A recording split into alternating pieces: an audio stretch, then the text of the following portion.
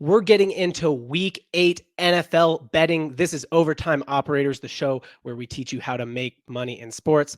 I'm John. I'm here with Casey, the Niners fan man, Niners_fan man. I'm here with Daps at Daps Sports. Before we get into week 8, boys, we got to talk about week 7. We got 3 games completely wrong. I don't want to mislead people and make everyone think that we're just 100% knowledgeable all the time. We're not prophets. We get some things wrong. We all 3 got 3 games wrong. Let's start with the Bears and the Raiders. The Bears beat the Raiders 30-12. They dog walked them. They bear walked them. Just grabbed them with their jaw and tore them up. Casey, what happened here? What did you bet here? You bet under 39. Yeah, I did. That one. I think that was in your betting portfolio. This actually felt like more confident as the week progressed, and we found out there were going to be 2 backup quarterbacks. Yeah. I think last week when we made this choice, I don't think we had that officially confirmed yet. And yeah, Brian Hoyer versus Tyson Bagent. You know, of course they're going to go out there and flamethrow all over the field and put up a big number. I mean, 42, not the biggest number, but for these 2 teams, I'm so surprised it happened. I got it wrong. What can I say? I was confident with an under 39. I mean, I didn't bet the under on this one, but I was confident with your under 39 bet with just Brian Hoyer out there. I was like, This dude's going to put up 10. Do I really think the Bears are going to put up 29? No way. The under 39 seemed like the smash play here. I bet the Raiders, right? I bet the Raiders to win outright. I took the money line on them. I didn't care about Brian Hoyer. I basically just think the Bears stink. Bears have been the worst team in football for like 2 seasons now. Didn't think anything was going to change. And I mean, look, they did to the Raiders what they did to the Commanders. It's like once every 3 weeks, they're going to come out and just smash a team. Daps, on this one, you bet Bears. You bet the Raiders to win. And you bet the spread. So you bet the Raiders to win by 3 or more points. Did you kind of feel the same way as I did about it? You didn't care about Brian Hoyer. You were just out on the Bears. No, I think that if we roll the tape back, I said I thought Jimmy G was playing. So in my defense, I did not know Brian Hoyer was playing. I don't know what I would have done, but I will tell you well, let me ask you this. Do you think with Jimmy G, the Raiders put up more than 33 points? More than 12 points? More than 33. Because that's what they would have had to put up 33 or more points in order for you to win your bet. Yeah, I think the whole game flow is different. Gotcha. But I will say that I actually bet a bunch of unders Sunday morning, and this was one of them. In your defense, John, this game with about 5 minutes left had like 28 or 29 total points. Yeah. So what happened was, with 5 minutes left in the game, Hoyer gets picked for 75-yard interception, or maybe it was I don't know how long it was, right? So now there's a touchdown, and now one more touchdown breaks the over. With 1:15 left, rookie quarterback Aiden O'Connell scores a touchdown, and remember, it was 30-6 or 30-7. So it was a garbage point. There was no reason to score. They put it in the end zone, and that's what covered the over. So the under, even though it didn't hit, like, I would still say that was the right bet. It looked good for most of the game. Yeah, Casey. Is that where we cue all the conspiracy theories that they're the team from Vegas and they're doing this just to ruin the betting odds? Doing the casinos called them up and they were like, "Hey guys, we messed up. Too many people bet the under here, and we didn't change it. Didn't change the line. We're going to need y'all to go ahead. Put Aiden O'Connell in. Yeah, go ahead and don't cover anybody. All right, just let them go right to the house. Next up, we got Falcons Bucks. We all bet the Bucks to win this. We didn't care about the spread, 2.5 points. We don't care. Give them the 2.5 points. Bucks are going to win. Bucks are going to be the kings of the NFC South. Not according to the Falcons. Falcons had something to say about that. Desmond Ridder, Drake London, and company came out and won the game outright. Didn't even cover the spread. We're not even talking about the 2.5 point spread here. They beat the Bucks. Casey, thoughts here? Would it surprise you more to hear that they also beat the Bucks with Bijan Robinson recording 1 carry? Superstar rookie or projected to be superstar rookie at the beginning of the year. Bijan's been mostly disappointing, and apparently he wasn't feeling very good.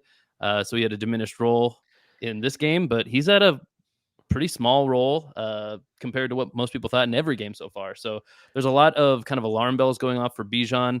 The excuse making has started. He didn't feel good, so they didn't use him as much. But I think that this is just the most Atlanta Falcons thing I've ever seen. They just win grimy, grudgy, gross football games, and they are in contention for winning this terrible division. Yeah.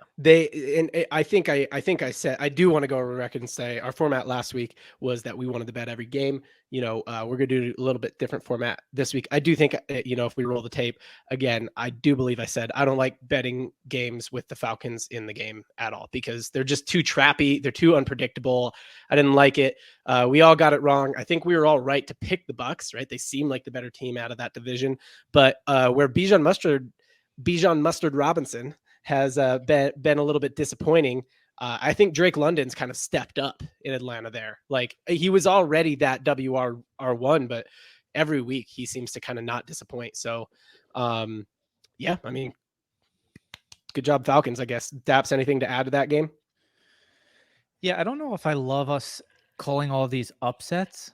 Like 3-point favorites. The other, like, I don't know if these are upsets. Like we just bet it the Raiders by the purest definition. Upset. Yeah. That makes me feel like, was that really an upset? Like, right.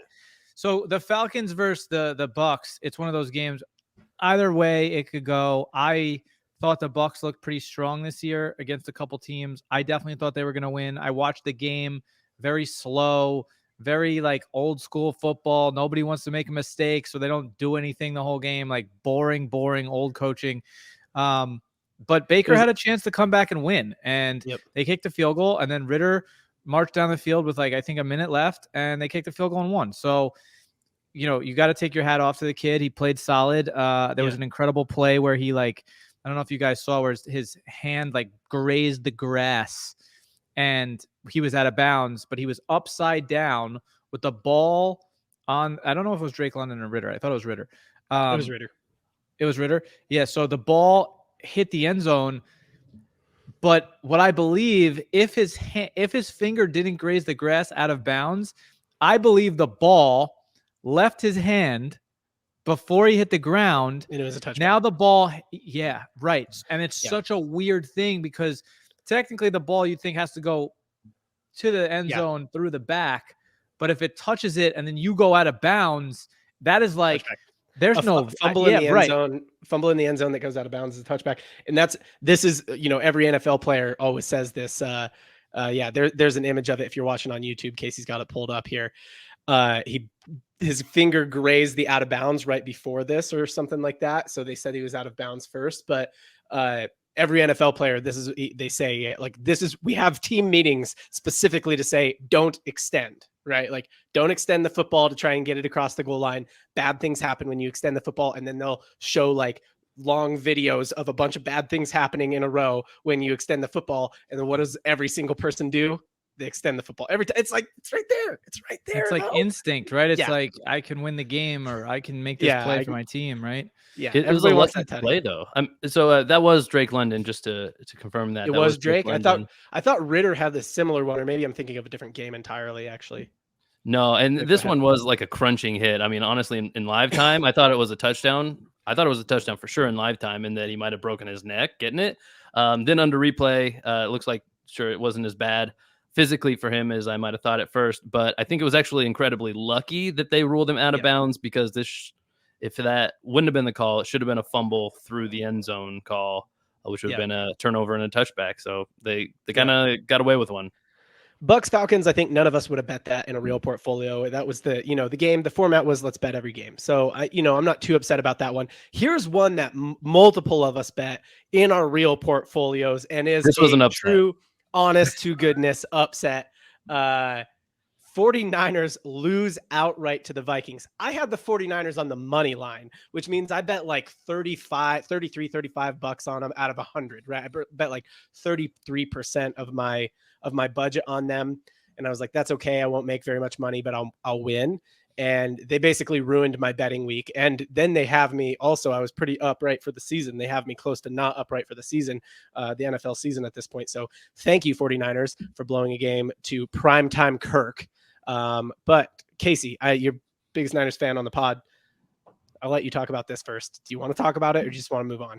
Yeah, let's move on. No, it's. I think I want to talk about it more than Casey wants to talk about it. It's disheartening to see Christian McCaffrey is actually a human being, not some alien robot from space.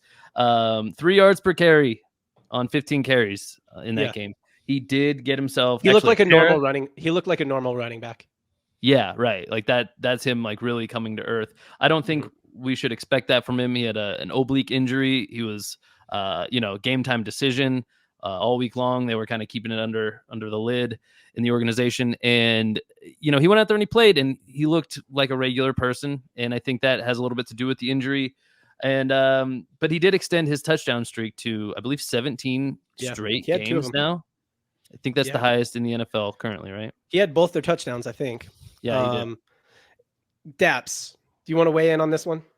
I mean, first off, if we're talking about Christian McCaffrey looking human, by the way, this dude just did 100 yards from scrimmage and 2 touchdowns, 21 fantasy points. What are we talking about? It's not that human.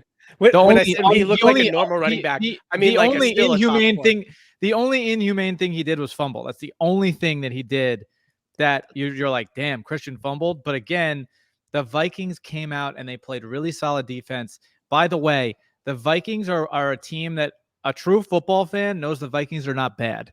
The Vikings are not a bad team. They weren't a bad team last year. All their losses this year are less than a touchdown. And now they're 3-4 with the Lions, who just got pummeled by the Ravens. And I want to make this point as well. The Lions are going to play the Vikings twice in the last 3 weeks of football. So if the Vikings go into that stretch down 2 games to the Lions and beat the Lions twice, they're at the top of the division all of a sudden for a team that was 0-3, then 1-3, and now they're 3-4, beating the Niners in a very, very, statement game. Very impressive. And here's what I love about fair weather fans or the casual fans or whatever their name is this year, right? That the internet dubs them. After week 5, I was reading messages and captions and comments online saying, just give the Niners the crown right now. And I'm like, do you know how many teams in NFL history have been 5-0? Like Tom Brady was 18-0 going into the Super Bowl. And imagine being 18-0 and having Tom Brady as your quarterback and you could still lose. Do you think I give a shit about the Niners, right? Like the Niners at 5-0? So again, this is no hate towards Casey. This is just football. This is how football is supposed to be. And I'm glad that every team right now has a loss in the league, because then this undefeated stuff, it just stops. You know what I mean? And we don't have to talk about it all the time. Injuries happen is what it is. Lots of stuff happens throughout the season. Even if injuries don't happen, lots of stuff happens, but injuries inevitably happen. That's the NFL. I look, as a Vikings fan, I have had the take the whole time. Like, look, I'm putting a lot of eyes on every Vikings game, and I can tell you that they're good, but it's really hard to say that when they're sitting at 0-3 or 1-3, and the one win is against the Bears. You know what I mean? So it's like, I'm like, hey, Kirk is actually good. He's a good quarterback who's never protected. And the Vikings are actually good. They just are kind of losing these 50-50 games, and they were winning them last year. So I've had the same take, but it's hard to be the one saying that when they're sitting at 0-3, 1-3. But look, I think a big thing that I noticed is I was not super impressed with the Niners pass rush yesterday. We're filming this we're recording this on Tuesday after the game. Typically, what's happened basically all year with the Vikings is Kirk is under heavy pressure. Every single play, he's trying to get the ball out quick. And he had time on several plays. They ran a lot of play action that he had just time on, which is crazy. I don't know if that's the Vikings offensive line kind of finally figuring it out, or if the Niners pass rush was just not feeling right, or whatever it is. They had 8 days to rest. I don't know what it was, but or just home. Maybe his home field advantage is maybe that big for the Vikings. Who knows? But yeah, we got the Niners on a little bit of a skid here. They need to get a win. Need to get it back on track. All right, let's move on to let me say Go one ahead, more one more thing, thing. by the way, about the Vikings. The Vikings' next 6 opponents are all winnable. are Green Bay, Atlanta, New Orleans, Denver, Chicago, Las Vegas. Yeah, That they're could all be winnable. the easiest schedule in the league over the next 6 weeks, not taking away anything from those teams. Yeah. But, they were talking about Justin Jefferson might not play the rest of the year if they don't win. Like, he is, if I'm Justin Jefferson, I'm like, I want to get back on the field with my guys and win. You know what I mean? Because we're 2 games out of the division lead right now and maybe a game out of the playoffs. So that's my take on the Vikings. I was, I thought we would be sitting as 2-5 right now. But with 6 winnable games in front of us. So 3-4 with 6 very winnable games in front of us. As a Vikings fan, you got to feel good about it. Let's move on to thing. I do want to point out Debo was missing from that game. Also forgot to mention Trent Williams, Pro Bowl left tackle, missing from that game as well. So guys like Danielle Hunter getting in the backfield, wreaking havoc, had a little to do with that, but no excuses. Just wanted to mention. Yeah, injuries on both sides of the ball. Most notable injury on the Viking side, obviously Justin Jefferson. Yep. That's the NFL. That's how, and that's what we've said the whole time. What is it going to be if something's a downfall of the Niners? What's it going to be? It's going to be health. If you've been waiting for the matchup to show you that Jordan Addison is a every week starter without Justin Jefferson, you just had it and start him up everywhere, because I had him on like 3 benches this last week. So yeah. Since this is a show about how to make money, if you've got Jordan Addison on your fantasy squad, start him, especially while Justin Jefferson is out. Let's get into week 8. We're doing a little bit different format this week. We're doing a pick 5. So here's how the format works. Casey and Daps and I will each have a $10 bet, a $20 bet, a $30 bet, a $40 bet, and a $50 bet.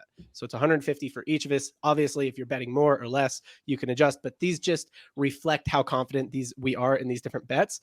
I think, it's week 1 of NBA. I'm just going to say, we've been talking about it a lot of NFL. This is the first week of NBA action. I have a couple NBA bets in there.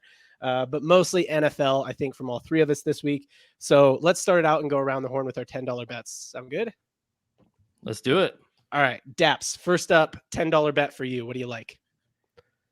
I'm going to preface this, but I only had NFL bets, but I'm going to throw in a NBA just so I have one of them, and I'll put it in my $10 bet. And I'm going to go Lakers +5.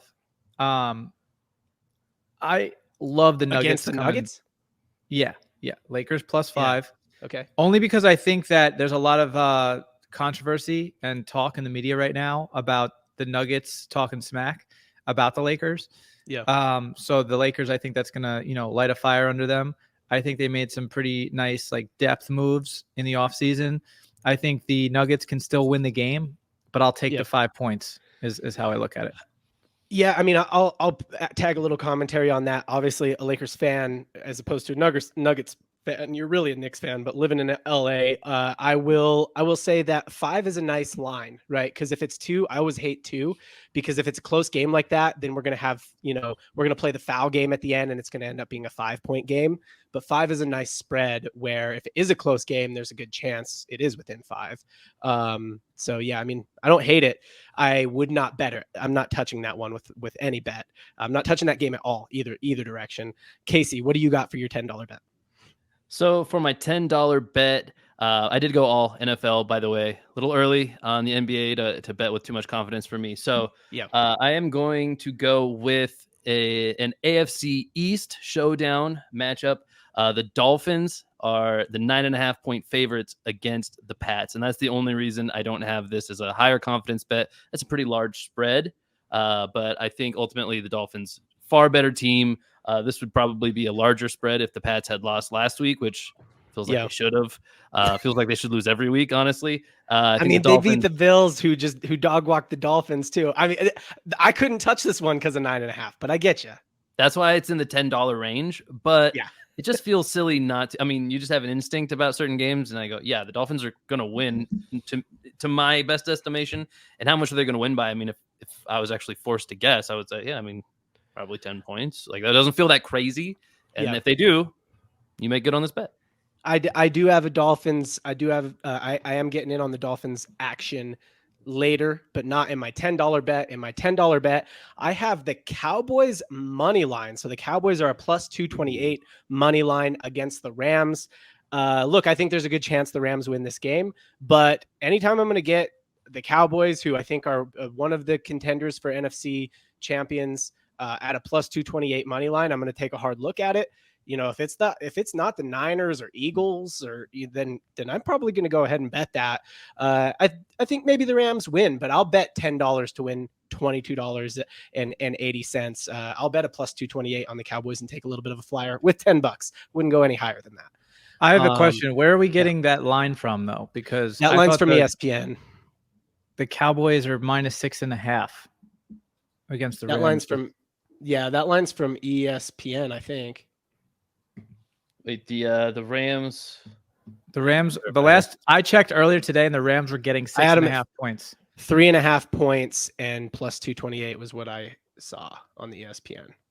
So the Rams would be plus 228, and then the Cowboys would be minus 300, maybe something like that. Flipped. Yeah. So the Rams were the favorite. Yeah. In what I saw. Yep. The Rams are the favorite in Dallas by 6.5. By 3.5. Oh yeah, by 6.5. You're right. Yep. So Rams are 6.5 point favorites in Dallas.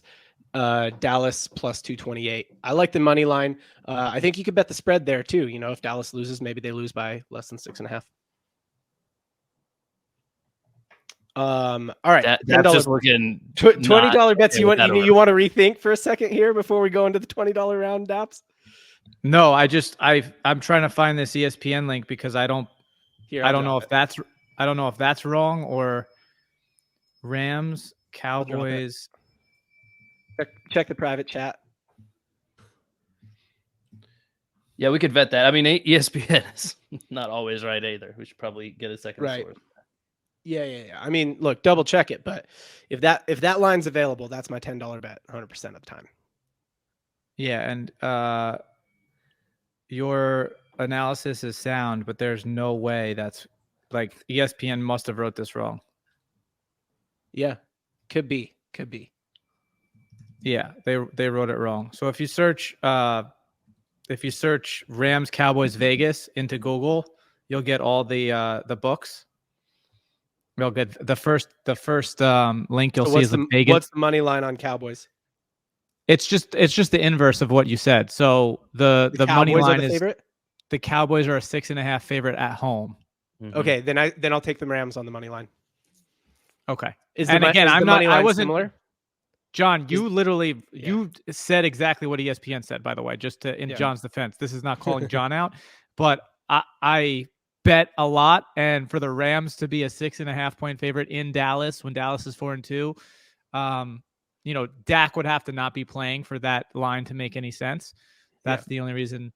And also, I looked at my book earlier today, and it was the reverse. You didn't have that one.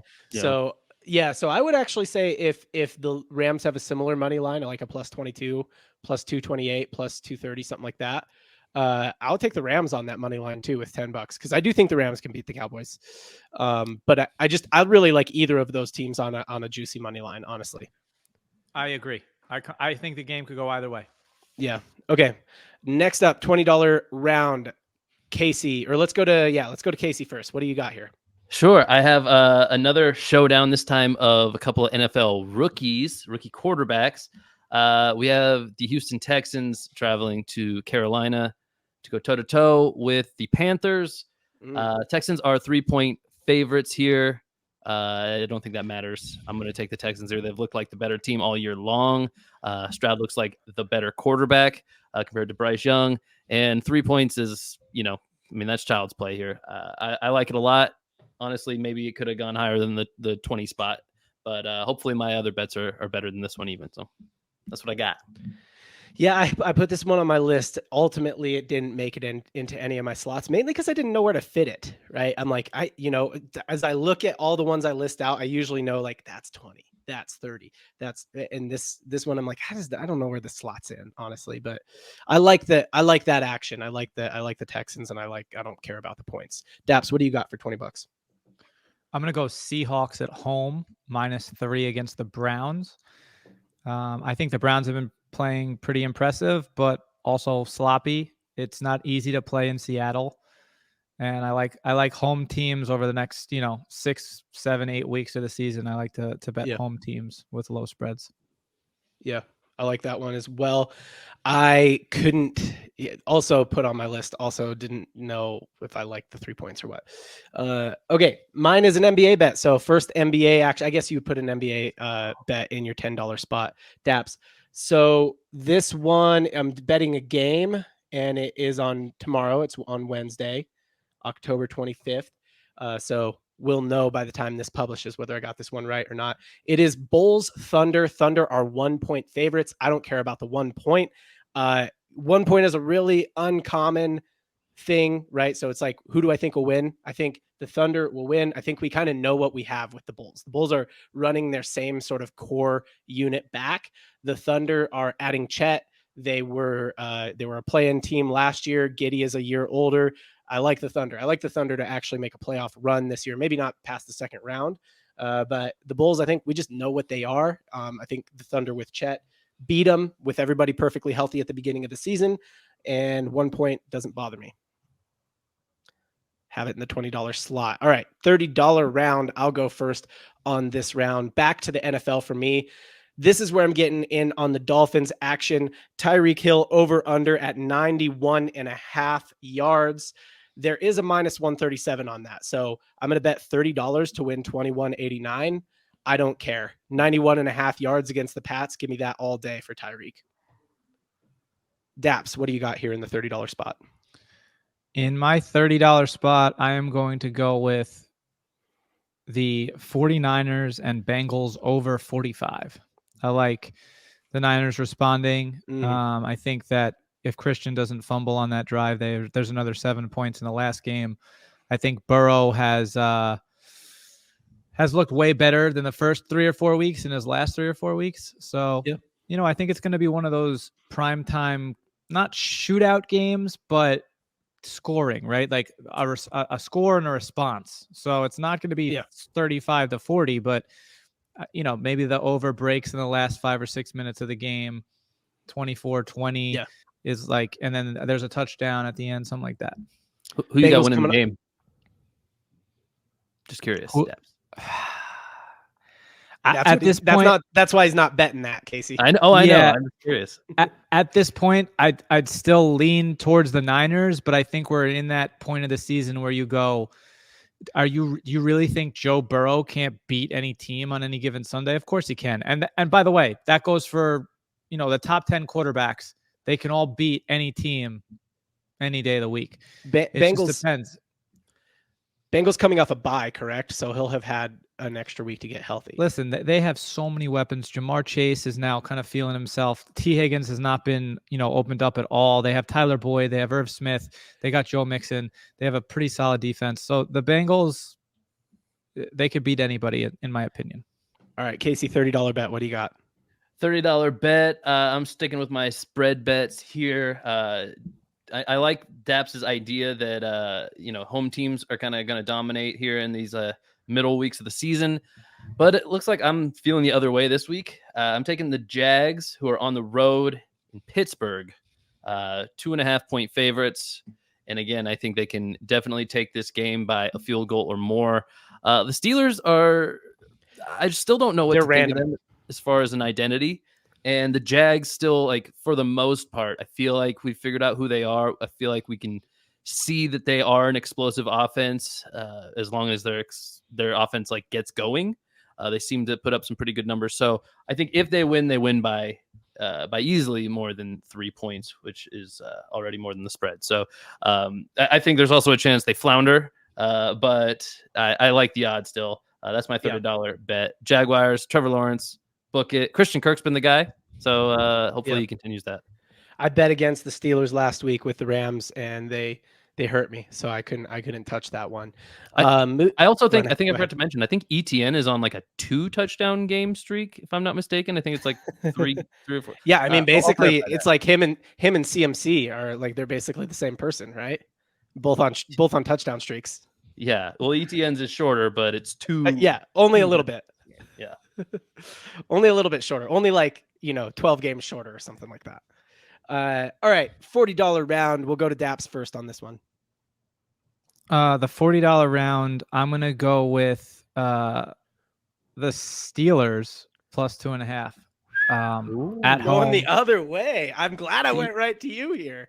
Yeah, so I think that I do like the question that was posed, what is the Steelers' identity? But I always go back to how much has their identity really changed under Mike Tomlin? They have a top 5 defense, or maybe top 7, top 8.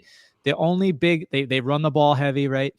Najee was kind of not looking great, but guess what? Jaylen Warren comes in, right? So now they've got this back who, if Najee doesn't work out, the identity question I think really comes down to Kenny Pickett. And at the moment, you can't say he's Ben Roethlisberger, right? Because Ben Roethlisberger can really open up the field. And he was an elite quarterback, and Kenny Pickett isn't that yet. But in Kenny Pickett's defense, we've seen him make plays. I saw him make a 70-yard touchdown pass to George Pickens. George Pickens is a freak and might explode as a top 5. He might be a top 5 receiver. Maybe not this year, maybe not next year. I don't mean to leak anything, but George Pickens over under on yards this week is 52.5. I looked at that one hard. George Pickens is a freak, and the more he's a wide receiver diva, right? He has that kind of stereotype against him too. But at the same time, the Steelers have always been good at keeping all those guys under wraps. They did it with Le'Veon and Antonio Brown for years before all that stuff went down, right? Like internally, imagine dealing with Antonio Brown and nothing comes out, and then the second he leaves Pittsburgh, everything comes out. So Pittsburgh's management did an incredible job of keeping that all under wraps, in my opinion. Yeah. So the Steelers at home getting points. Listen, I'm not against the Jags, but I've watched them a couple times, and they're kind of similar to Pittsburgh. They're both kind of weird, shaky teams. Like they're winning games, but I don't know how they're winning the game, or like they didn't really impress you that much when they won the game, right? So in that situation, Pittsburgh is not an easy place to play either. Their fan base is nuts. We'll see what happens. I'm glad I verified this then, because now that we're still talking about this game, I thought we'd move on. ETN is on a 3-game 2-touchdown streak. So verifying that stat. And I do like what you're saying about Pickens, Daps. I think Pickens prospects gets dampened a little bit because of the return of Deontay Johnson last week. Obviously that mattered as they got the win last week against the Rams. I don't think Deontay Johnson's just an accident when it comes to that. He is like the one on the receiver depth chart. Although I do think Pickens is the more talented guy and will be that role in the future going forward. But that's the only reason I would say I would agree with you that maybe this isn't the breakout campaign like a lot of people hope, just because Deontay Johnson's in the way. I'll tag this game even though I'm not in on it, and I'll just say you're right. It's like watching Jags, watching Steelers. They're both these like weird, shaky teams. What I will say, to me, just my read, when the Jags are doing good stuff and winning games, yeah, it is like, oh, you're not really sure how they're, but it looks normal. It looks like it makes sense. It looks natural. When the Steelers are doing stuff and winning games, you're like, did I just see what did he throw a 70-yard pass to George Pickens who housed it? Like, you're like kind of surprised that things are going well. So it's just, but they do have that identity of like, we're going to do sloppy ass Pittsburgh Steelers stuff and, win games that look ugly, but we get the wins. I will say this: the most rock solid thing about the whole matchup is Pittsburgh's defense. Probably, I mean, yeah, TJ Watt's an absolute madman. He does it all, and he's got to be. He shows up every game. High depoy candidate for sure. And he won the game. He literally had an interception, touchdown, plus all the pressures. Like he won that game. Yeah, he's tough to deal with for offenses. All right, $40 round. This is mine. This is a straight up. I'm doing another player prop here. I usually like the games in the NFL, but I'm going with another player prop here. This is Travis Kelce, 81.5 receiving yards. Every Chiefs game I'm watching, it's like the Travis Kelce show. I think as long as Taylor Swift is there, the man is putting up yards at least. 81.5 seems very doable. It just seems like they don't have a lot of other great targets that are consistent and can catch the ball. Like Pat can't rely on anybody else yet. So he's going to Kelce a lot. I like 81.5 yards. That is a straight up. So I'm betting 40 to win 40 there. I'm not even taking a hit on odds. So yeah, I'll take that at a $40 bet. $50 round. We're going to Daps first here. Wait, we didn't. No, that was the beginning of the $40 round. What? Okay, what was your 40? Daps' $40 bet was Steelers, right? No, that was his $30 bet. Okay. No, that Did I thought say my that was $30 bet? I thought that was my $40 bet. Oh, okay. Well, then I just haven't gone on my 40. Okay, go ahead. $40 bet, Casey. Yeah, I have a kind of recurring theme here over the last 2 weeks. I wish it wasn't a streak, but I give immediate respect to the teams that beat the 49ers. Even though I think that in both of these games, if they play 10 times against the Browns, especially with PJ Walker, I think the Niners win that matchup most of the time. Against the Vikings, I'd probably say the same thing, but I don't think it's a complete fluke why these teams were able to take down, like what Daps was saying, a media juggernaut in the Niners. Yep. The Vikings are a better team than we've given them credit for sure. And especially without Justin Jefferson, it's kind of highlighted how much better the team is that they can win without him and how much better Kirk really is. Yeah. They're in kind of a crazy situation this week. Honestly, it jumped right out to me because I think you could take the team that they're playing this week and throw them right in the bunch of teams that we were just talking about, like the Jags and the Steelers. They're playing the Packers this week. Yep. And the Packers are just, frankly, I don't know, not that good this year. They're a rebuilding year. They're figuring it's a straight pick 'em too, which is I looked hard at this one. A straight pick 'em, no money line, no spread. This felt like a complete slam dunk to me. I'm going to take the Vikings here, and this is one of those things where even when you lose, you still feel like you picked the right side. You're like, okay, if the Packers win, it feels like it's more of a fluke to me. So it's one of those that you kind of wear the loss like a badge of honor, even though you don't want to lose at all. So yeah, give me the Vikings in the pick 'em. Yep. Okay. That's the end of the $40 round, right? So we're $50 round, most confident bets. In this round, we're going to Casey first. Oh boy, love this. Okay. Well, similar theme here is I stayed on all the spread bets, 5 NFL spread bets this week. So I'm feeling confident. And this one, hopefully, I didn't verify this one outside of ESPN. So hopefully we don't get another alarm bell here. But I see the Eagles as 6.5-point favorites in Washington against the Commanders. Commanders 3-4 on the season. The Eagles 6-1. This is division rivalry, kind of. I mean, not really, but sort of. They're in the same division. Let's put it that way. You know why I think it's so low is because the Commanders took them to overtime. They only won by 3 in their first matchup. Yeah, and that's fine. That's all well and good. The Eagles, in my opinion, are finally starting to show their dominance a little bit more. I was kind of knocking them. It's hard to knock a team that's 6-1, but for the first 4 weeks of the season, I was like, hey, you can tell that they're capable of more. And I still think that's true, but they're starting to do the things that made them the Eagles last year a little bit better. And going up against the Commanders, this just seems like a death sentence for the Commanders. I don't see them as having much of a chance to win this game. Hopefully it's not a trap game, but the spread is 6.5 points. If the Eagles don't win this by a touchdown, then I don't know what to think about football anymore. Coming off of a challenge win against the Dolphins, it seems like it's like, oh, the Eagles have arrived. I hear you on that one. Daps, what do you got for your $50 bet? I'm going Dolphins Patriots over 47 as the lock of the week. I think the Dolphins respond in a big way. They put up 40. Home. Yeah, they put up 40, right? And the Patriots, listen, as bad as they've been this year, it's Bill Belichick, and I don't know if he can turn around for a playoff seed, but I don't think he's going to lay down to anybody. Yeah, I don't think that's in his blood. Even if that's sacrificing Caleb Williams' pick or whoever's going to go first. I think now the Heisman, Caleb Williams lost 2 games after publicly saying that he wanted a percent of the whatever franchise that drafted him. He wanted a percentage of the team, which I thought was ludicrous. So, I think they've been watching too many Michael Jordan documentaries. Everybody thinks that they deserve a piece of Nike, right? Yeah. So, I like the over of that game. Patriots could even put up 3 touchdowns, even in junk time. Even if the Dolphins go up big, or maybe can the Patriots do what they did to the Bills to the Dolphins? I don't know, but aside from weather, I like a lot of points in that game. Junk time, junk time is a great. At least I don't know if this is the same in the NFL, but in the NBA, junk time is a great. It's great for overs because those guys are still playing for jobs, right? So they're still playing hard and trying to score, even though, it doesn't matter anymore. So that's great for overs if you end up getting junk time. Casey, what were you going to say on that one? Yeah, a little impromptu trivia round here, guys. The Patriots have negative 76 net points on the season through 7 games. It's not great, losing games on average by over 10 points, almost 11 points. That's second to last in the league. Do you guys know who's last place in net points?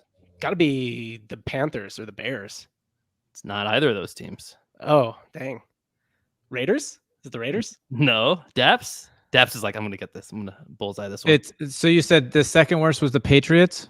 Yep, second worst at negative 76 net points. Gotta be the Giants. It is the Giants at yeah. negative 89. Big old jump down for the Giants. That division, man. Yeah, they're not in this. They're not in the same. They're both in no, AFC just both in the East. North. One's in the NFC. Though. I mean, that would be. Oh, they're both. Yeah, okay. I thought they're both AFC. Man, I am bad with the divisions. All right, here's my $50 bet for the week. It's NBA. We're going.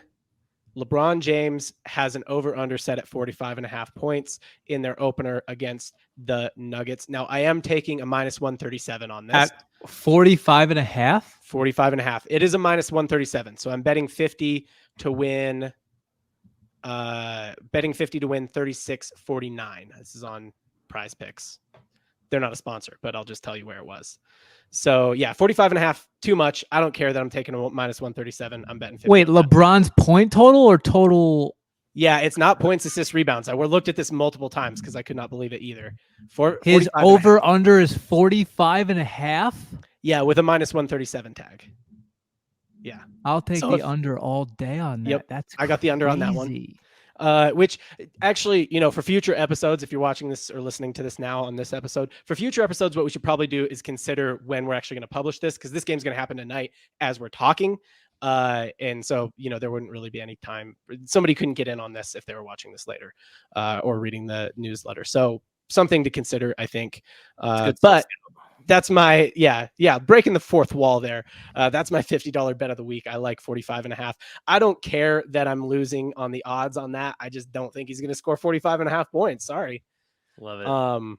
He has a lot more reasonable lines in there too that are even and don't have the -137, but hey, I like the under on that. I think that's the show, boys. This is Overtime Operators, the show where we teach you how to make money in sports. I've been John at Triple Cross John. Casey has been Casey at Niners Fan Man, and Daps at Daps Sports. Check them out on TikTok. Tic-tac-toe.